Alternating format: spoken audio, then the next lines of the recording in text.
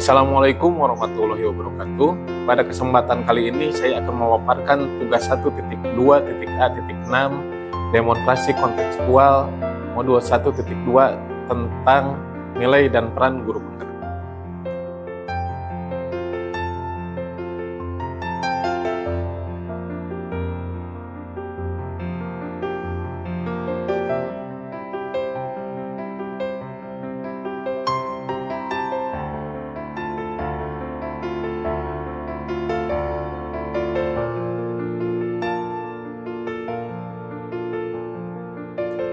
Jika sudah 3 tahun menjadi guru penggerak, yang akan saya lakukan adalah yang pertama, menghadirkan pembelajaran yang berpihak pada murid. Pembelajaran yang berpihak pada murid yang seperti apa yang akan saya terapkan? Yang pertama, setiap pembelajaran pasti saya akan melaksanakan kesempatan kelas. Untuk apa kesempatan kelas itu dibuat? Untuk melatih anak bertanggung jawab, untuk melatih anak disiplin, mentaati apa yang telah dia sepakati. Terus yang kedua apa? Yang kedua akan melaksanakan asesmen diagnostik. Kenapa harus dilaksanakan asesmen diagnostik itu? Karena pembelajaran yang berpihak pada murid itu harus memperhatikan perbedaan karakteristik anak. Nah, cara mengetahui perbedaan karakteristik anak itu adalah dengan asesmen diagnostik. Dalam pelaksanaan asesmen diagnostik ini, saya akan berkolaborasi dengan guru BK, dengan wali kelas. Kenapa harus berkolaborasi? Tentu saja yang mengetahui ilmunya dan caranya mengetahui karakteristik anak itu adalah guru BK, karena mereka yang belajar secara keilmuan. Maka saya akan berkolaborasi. Nah, hasil dari kolaborasi itu maka akan saya bawa sebagai modal dalam menerapkan pembelajaran diferensiasi. Pembelajaran yang memperhatikan perbedaan anak. Baik itu diferensiasi konten, diferensiasi proses, maupun diferensiasi dalam penilaiannya. Terus, saya juga akan menghadirkan penggunaan teknologi dalam pembelajaran. Baik gurunya menghadirkan pemberian materi dalam pembelajaran, teknologi dalam pembelajaran, maupun siswanya juga akan diajak menggunakan teknologi yang dekat dengan mereka. Misalnya menggunakan TikTok, misalnya mengupload tugasnya di YouTube, dan lain-lain. Menghadirkan pembelajaran yang atraktif dan inovatif dengan bantuan teknologi. Terus yang selanjutnya, saya juga akan berfokus pada penilaian formatif, bukan cuma sumatif, tapi formatif untuk perbaikan kualitas pembelajaran secara terus-menerus. Langkah yang selanjutnya apa? Yaitu refleksi pembelajaran, supaya kita terus bisa melakukan perbaikan. Dari mana datanya itu? Dari umpan balik siswa. Setelah selesai pembelajaran, kita melakukan refleksi bersama siswa. Apa yang harus kita perbaiki? Pembelajaran seperti apa yang diinginkan oleh siswa? Saya juga akan menggunakan data rekan sejawat. Saya akan ajak rekan sejawat sesama guru mapel melihat saya mengajar. Nanti hasil refleksi bersamanya saya gunakan untuk perbaikan. Saya juga akan meminta pendapat dari pimpinan sekolah. Biasanya dalam hal supervisi. Kepala sekolah itu akan melakukan supervisi, menilai, dan hasilnya akan saya gunakan untuk perbaikan pembelajaran.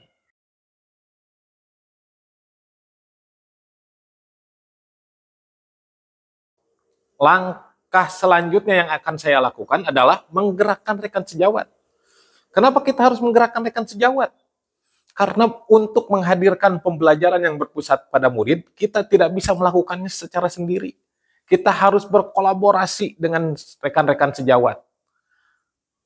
Caranya bagaimana? Yang pertama, saya akan mengaktifkan komunitas praktisi. Saya akan mengumpulkan orang-orang yang paham dan peduli tentang bagaimana menghadirkan pembelajaran yang berpusat pada murid. Nah, si komunitas praktisi ini, orang-orangnya akan menjadi pemateri dalam komunitas belajar yang akan saya lenggarakan rutin setiap hari Senin.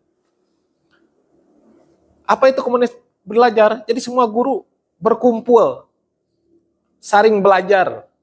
Pematerinya diambil dari komunitas praktisi, materinya diambil dari PMM, saling berbagi praktik baik, atau pematerinya bertukar dari tiap MGMP, atau tiap guru bergiliran. Dalam komunitas belajar itu, kita bahas permasalahan yang muncul pada pembelajaran. Semua permasalahan pada pembelajaran kita kaji dalam komunitas belajar itu. Terus langkah yang ketiga apa? Langkah yang ketiga, melaksanakan coaching. Saya akan melaksanakan coaching terhadap rekan sejawat. Melalui coaching ini, pendekatannya secara pribadi. Mungkin kita bisa saling berbagi praktik baik. Bukan berarti dalam artian mengajari coaching ini. Tapi bagaimana kita mengajak rekan kita itu untuk menghadirkan pembelajaran yang berpihak pada murid.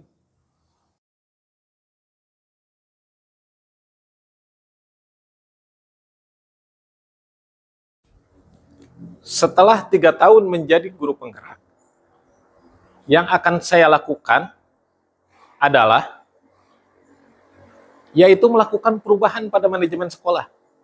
Kenapa harus melakukan perubahan pada manajemen sekolah? Untuk mendukung perubahan-perubahan yang tadi sudah dilaksanakan. Perubahan oleh guru untuk menghadirkan pembelajaran pada murid, perubahan terhadap rekan-rekan sejawat. Nah, harus didukung oleh perubahan manajemen sekolah. Jadi harus satu kesatuan, satu irama. Nah, caranya bagaimana? Yang pertama adalah berkolaborasi dengan pimpinan untuk mengadakan pelatihan-pelatihan secara rutin, 1 bulan sekali dengan menghadirkan narasumber dari luar. Kalau tadi komunitas belajar itu saling berbagi praktik baik dengan narasumber dari dalam, nah pelatihan itu menghadirkan narasumber dari luar. Terus yang kedua apa? Melaksanakan monitoring pembelajaran. Kenapa itu harus dilaksanakan? Karena di kelas itu yang berkuasa adalah guru. Kita tidak tahu apa yang dilakukan oleh guru.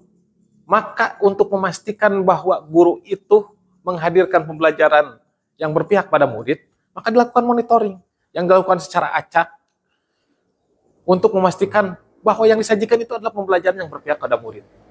Nanti hasil dari monitoring itu kita lakukan coaching dan untuk perbaikan pada pertemuan selanjutnya. Sama terus dimonitoring terus. Terus yang ketiga apa? Dilaksanakan pembiasaan untuk sarana menumbuhkan budi pekerti. Sholat berjamaah, sholat duha bersama, kuliah pagi tiap hari Jumat, membaca Al-Quran ketika masuk dan pulang sekolah, gerakan 5S, gerakan hidup bersih, membuang sampah pada tempatnya. Terus selanjutnya apa? Menghadirkan fasilitas pembelajaran, baik itu media pembelajaran, menghadirkan aplikasi-aplikasi pembelajaran, internet tiap kelas, listrik yang mendukung. Terus langkah selanjutnya apa lagi? Kerjasama dengan orang tua. Baik itu kerjasama yang berhubungan dengan siswa, misalnya nilai rapot itu harus diambil oleh orang tua, supaya orang tua itu mengetahui perkembangan anak. Terus menghadirkan orang tua sebagai sumber belajar. Misalnya dalam P5, hadirkan orang tua ahli sebagai sumber belajar, atau dalam pelajaran juga. Terus kita sajikan juga kerjasama dengan dunia usaha. Sekolah itu dananya terbatas, maka harus bekerja sama dengan dunia usaha. Kita juga harus kerjasama dengan pimpinan-pimpinan daerah setempat, dengan camat, dengan kepolisian, mencegah kriminalisasi siswa misalnya, dengan koramilnya, dengan seluruh warga. Terus, langkah yang terakhir apa? Menciptakan sistem manajemen sekolah yang terintegrasi pada web sekolah. Jadi pada web sekolah itu, absensinya ada di sana. Bisa diakses oleh semua siswa, semua orang tua, semua masyarakat. Rapor juga disajikan secara online di sana. LMS untuk pembelajaran juga di sana pada web. Kegiatan-kegiatan sekolah juga diinformasikan lewat web. Administrasi sekolah juga menggunakan web. Layanan perpustakaan juga lewat web. Jadi bisa dicari secara langsung buku yang ada di perpustakaan. Evaluasi pembelajaran juga disampaikan atau diterapkannya pada web. CBT itu disampaikan di web. Anak bisa mengakses lebih mudah di sana. Demikianlah pemaparan tugas 1.2.A.6 demonstrasi kontekstual modul 1.2 tentang nilai dan peran guru penggerak. Wassalamualaikum warahmatullahi wabarakatuh. Salam guru penggerak.